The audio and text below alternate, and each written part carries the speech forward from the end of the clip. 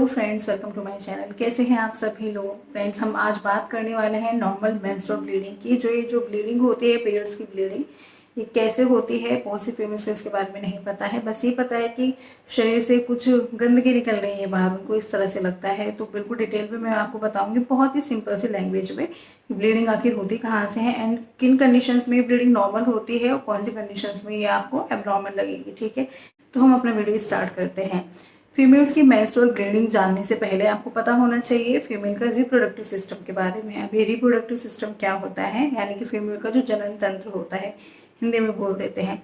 तो उसमें क्या आती हैं, दो ओवरीज आती हैं, उनके साथ अटैच होती हैं दो फैलोपियन ट्यूब। उनके नीचे होते हैं बच्चेदानी, जिसको आप यूट्रस बोलते हैं, और उसके नीचे होती है वेजाइना।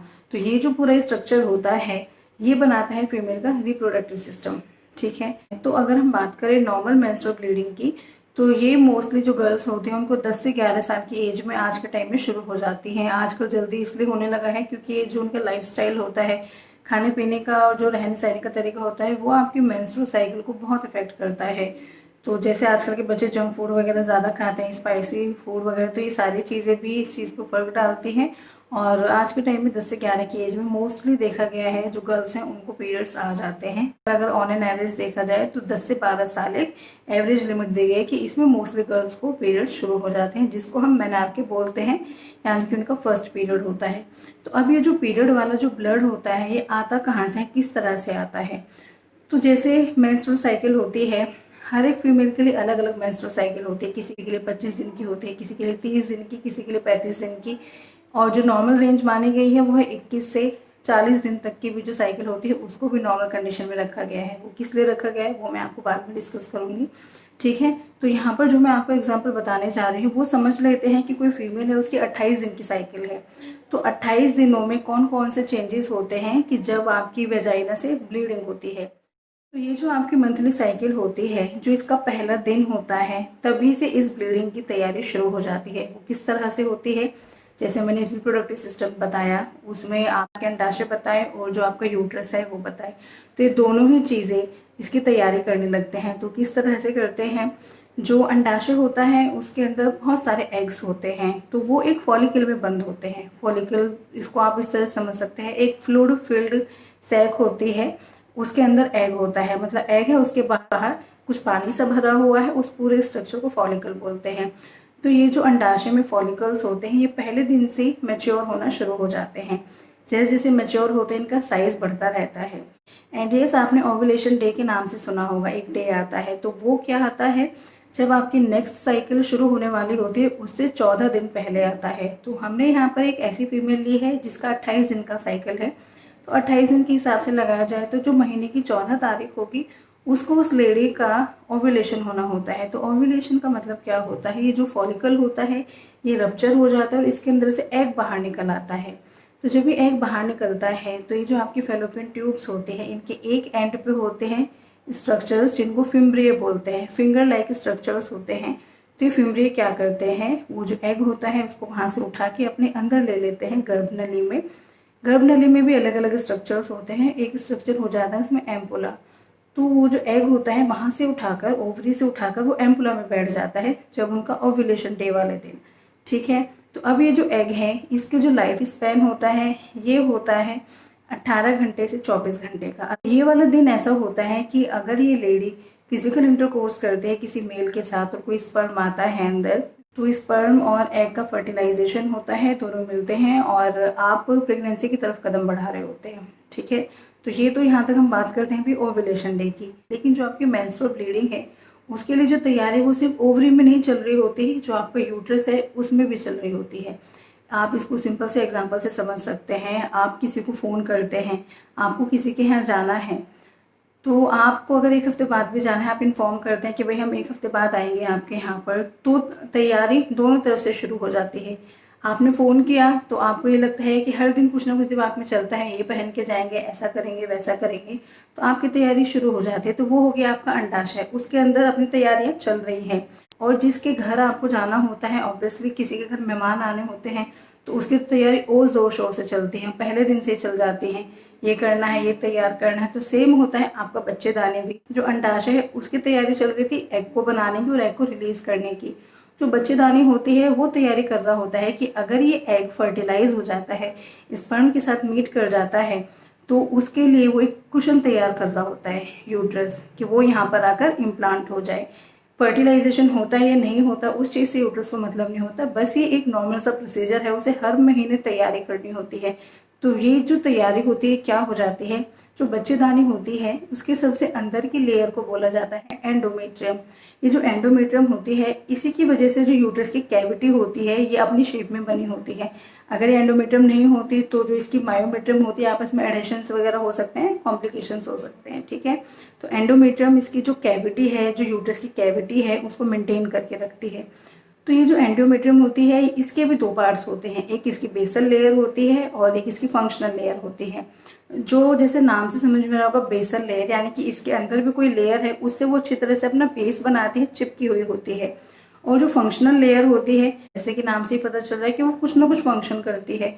तो ये जो ब्लीडिंग की तैयारी होती है ये इसकी फंक्शनल लेयर में ही होती है। तो इतने इस लेयर में क्या हो रहा होता है, इसमें सर्कुलेशन इंक्रीज हो जाता है, जिससे कि अगर कोई फर्टिलाइज्ड एग अगर आए तो यहाँ आकर इम्प्लांट हो सके और उसको उसके न्यूट्रिएंट्स मिल सके।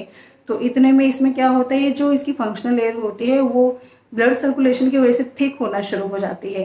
सपोज कीजिए जो लेडी है इसने फिजिकल इंटरकोर्स नहीं किया है, तो इसके अंदर स्पर्म्स नहीं आए हैं, तो वो जो एग एम्पुला में बैठा होता है ना 14वें दिन ओव्यूलेशन के बाद, तो वो वेस्ट हो जाता है, क्योंकि वो तो प्रेगनेंसी के लिए निकलता है।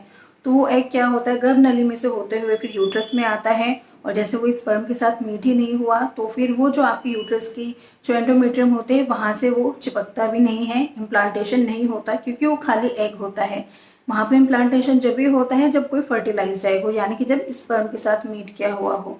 तो बस जैसे कि प्रेगनेंसी नहीं हुई, आपका जो एग है वो फर्टिलाइज नहीं हुआ है, तो बस वो आपकी यूट्रस में आता है। एंड यस, जैसे कि जो पीरियड्स होते हैं, पीरियड्स में आपका यही एग और जो अंदर की फंक्शनल लेयर है जो थिक हो जाती है, क्योंकि अब उसको कोई फर्टिलाइज्ड एग नहीं मिला है, तो वो वहाँ पे रुकी नहीं रहती, वो फिर शेड ऑफ होना हो जाती है, वहाँ से निकल जाती है वजाइना के रास्ते। ठीक है, तो वो जो आपकी फंक्शनल लेयर है एंडोमेट्रियम की वो भी निकल आएगी, एग भी निकल आएगा, और कुछ जो वेजाइनल सिक्रीशंस होते हैं वो भी आते हैं साथ में। तो ये जो मेंस्ट्रुअल ब्लीडिंग होती है ये आपका ये चीज़ होती है। आई थिंक अब आपको समझ में आया होगा। तो जो आपको वेजाइनल ब्लीडिंग होती है वो तब होती है जैसे कि आपका एग फर्टिलाइज नहीं हुआ है, आप प्रेग्नेंट नहीं हुए हैं, तो जो यूट्रस की एंडोमेट्रियम जो थिक हो जाती है प्रेगनेंसी के लिए वो भी शेड ऑफ होती है, साथ में जो आपका एग था वो भी निकल के आता है, और कुछ वेजाइनल सिक्रीशंस भी आते हैं। ये सारे ही होते हैं आपके जो मेंस्ट्रुअल ब्लीडिंग के रूप में आपको दिखाई देते हैं। जो सारा बाहर आता है वो सारा ब्लड नहीं होता, उसके साथ साथ ये सारी चीज़ें भी होते हैं। अगर ब्लड की बात करें तो जो एक फीमेल की नॉर्मल साइकिल होती है उसमें अराउंड ऑन एन एवरेज 35 से 45 ml तक का ब्लड लीक होता है। बाकी सारे तो ये जो टिश्यूज़ या वेजाइनल सिक्रीशंस ये सारी चीज़ें होती हैं। ठीक है, तो ये वाली जो साइकिल है मेंस्ट्रुअल ब्लीडिंग की बिल्कुल नॉर्मल सी साइकिल है, हर फीमेल में हर महीने होती है ये।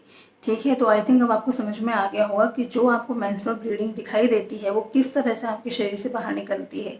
ठीक है, तो अब आपको इस तरह से पता चल गया ये आपकी मेंस्ट्रुअल ब्लीडिंग है। लेकिन कौन सी कंडीशंस ऐसी हैं कि जिससे आपको पता लगेगा कि आपकी मेंस्ट्रुअल ब्लीडिंग नॉर्मल है? तो ये आपकी 3 चीज़ों पर डिपेंड करती है। फर्स्ट हो जाता है क्वांटिटी, सेकेंड हो जाता है ड्यूरेशन, एंड थर्ड हो जाता है टाइमिंग। तो जैसे मैंने क्वांटिटी बोला तो इससे आप समझ सकते हैं कि यानी कि कितना नंबर ऑफ अमाउंट आपका ब्लड निकल रहा है। तो वैसे तो जैसे मैंने बताया 35 से 45 ml, लेकिन येस ऑफ कोर्स फीमेल ऐसे नहीं पहचान पाती हैं कि जो उनको ब्लीडिंग हो रही है उसमें कितना ml ब्लड है, कितना टिश्यूज़ हैं। तो आप इसको इस तरह से समझ सकते हैं, अगर एक लेडी एक दिन में 3 से 4 पैड्स चेंज कर रही है तो ये चीज़ बिल्कुल नॉर्मल होती है। लेकिन अगर वो इससे ज़्यादा यूज़ करिए, 7 से 8 पैड एक दिन में उसको यूज़ करने पड़ जाते हैं, तो ये यानी कि उसको हैवी ब्लीडिंग हो रही है, तो ये चीज़ नॉर्मल नहीं होती है। ठीक है, इसके बाद हम बात करते हैं ड्यूरेशन। तो ड्यूरेशन में ये देखा जाता है कि फीमेल को पीरियड्स कितने दिनों तक हो रहे हैं। ऑन एन एवरेज देखा गया है 2 से 7 दिन के लिए नॉर्मल माना जाता है। ठीक है, लेकिन इसमें भी एक्सेप्शंस हैं। बहुत सी फीमेल्स ऐसी होती हैं उनको एक ही दिन का पीरियड होता है और एक ही दिन में खुल के पीरियड्स आ जाते हैं और हर 12 महीना समय से आता है। तो ऐसे फीमेल्स को और कोई कॉम्प्लिकेशन भी फेस नहीं होती हैं, तो उनके लिए वो एक दिन भी नॉर्मल होता है। लेकिन हाँ, एवरेज की बात करें तो 2 से 7 दिन होते हैं एवरेज। और यस, अगर इससे ज़्यादा दिन हो रहे हैं तो वो चीज़ फिर अब नॉर्मल में आ जाती है। इसके बाद नेक्स्ट हो जाता है टाइमिंग। टाइमिंग में भी ये देखा गया है कि आपकी जो मेंस्ट्रुअल साइकिल है वो कितने दिनों की होती है। तो इसमें भी एक एवरेज रेंज दी गई है। एवरेज होता है हर फीमेल के लिए 21 से 40 दिन, यानी कि 21 से 40 दिन के बीच में अगर साइकिल है, किसी की 25 है, 30 है, 35 दिन है, तो ये सारी चीज़ें नॉर्मल मानी जाती हैं। अब यहाँ पे 40 दिनों की मैं आपको बात करूँ, आपको लग रहा होगा कि 40 दिन तो बहुत ज़्यादा हो गए, लेकिन कुछ फीमेल्स ऐसी होती हैं 40 दिन के गैप पर उनके पीरियड्स आते हैं, उन्हें कोई कॉम्प्लिकेशन फेस नहीं करनी पड़ती और हर बार 40 दिन के अंतराल पर ही उनको पीरियड्स आ रहे हैं, तो ऐसे में उनके लिए 40 दिन भी नॉर्मल होता है। ठीक है, मेन चीज़ हो जाती है आप कोई कॉम्प्लिकेशन फेस नहीं करते हैं, कि आपको कोई दिक्कत नहीं हो रही है उसमें। बहुत सी फीमेल्स ऐसी होती हैं उनका 28 दिन का पीरियड होता है, लेकिन बहुत हैवी ब्लीडिंग हो रही है, बहुत ज़्यादा पेन हो रहा है, तो ऐसे में भी उनको गायनी को दिखाना पड़ जाता है। ठीक है, तो ये ही मेन 3 पॉइंट्स हो जाते हैं जिनके बेसिस पर ही डिसाइड किया जाता है कि जो आपकी मेंस्ट्रुअल ब्लीडिंग है वो नॉर्मल कंडीशन में चल रही है या एबनॉर्मल चल रही है। एबनॉर्मल को अगर आप और समझना चाहें तो देखो 10 से 20% का वेरिएशन चलता है।